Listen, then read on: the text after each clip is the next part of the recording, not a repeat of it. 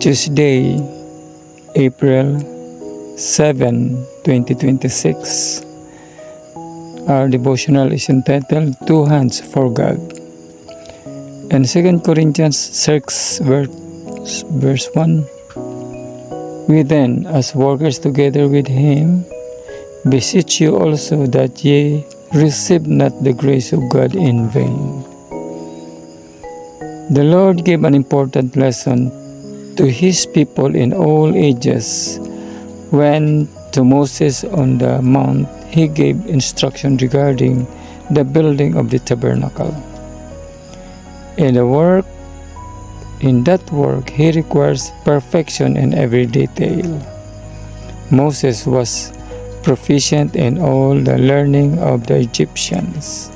He had a knowledge of God, and God's purposes had been revealed to him in visions, but he did not know how to engrave and embroider.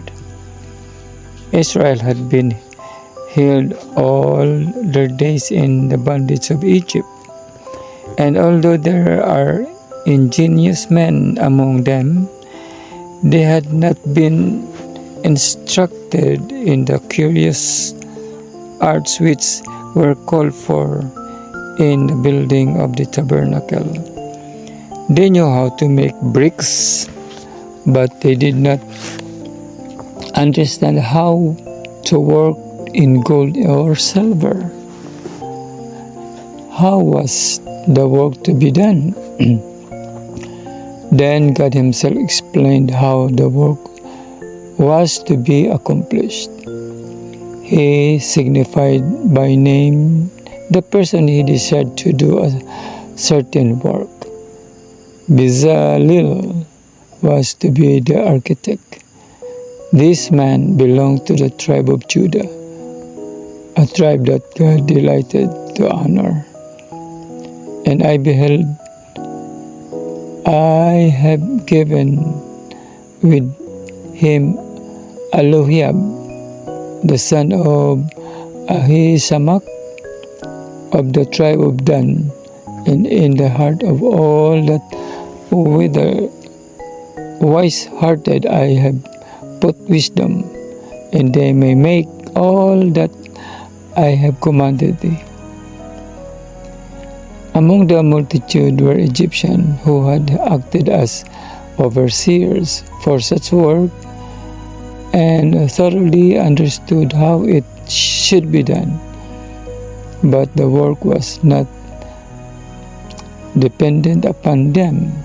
The Lord, united with human agencies, giving them wisdom to work skillfully. Skill in common arts is a gift from God. He provides both gift and the wisdom to use the gift aright.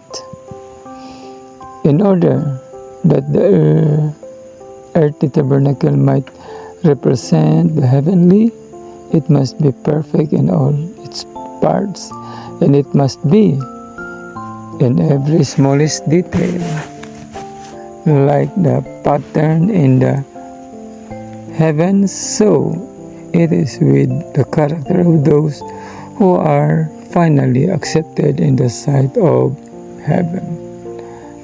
Let the workmen in the service of God today pray to him for wisdom and keen foresight, that they may do their work perfectly.